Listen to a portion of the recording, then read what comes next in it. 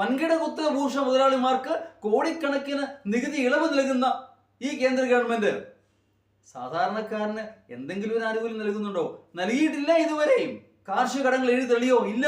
ആ പിഴപ്പലിശയെങ്കിലും ഒന്ന് കുറച്ച് കൊടുത്തുകൂടെ? വേണ്ട.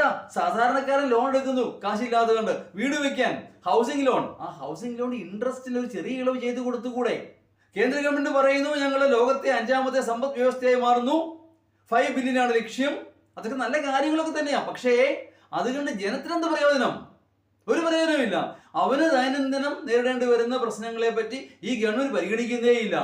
പലതവണ പറഞ്ഞ് വീണ്ടും ആവർത്തിക്കുകയാണ്, it's a government of the rich by the rich and for the rich. പണക്കാരന് വേണ്ടിയുള്ള പണക്കാരന്റെ ഗവൺമെന്റ് ആണിത്. RBIയും ഗവൺമെന്റും എല്ലാം ചെയ്യുന്ന ഒരു കാര്യം തന്നെയാണ്, സാധാരണക്കാരനെ പിഴിയുക, പണക്കാരൻ ലാഭം ഉണ്ടാക്കി കൊടുക്കുക. അത് തന്നെയാണ് സംഭവിച്ചുകൊണ്ടിരിക്കുന്നത്. അതുകൊണ്ടാണ് ഈ മോണിറ്ററി പോളിസിയെ ഞാൻ ശക്തമായി തന്നെ എതിർക്കുന്നത്. ഇതൊക്കെ ആരോട് പറയാൻ? കേളുക ഭാരതമേ.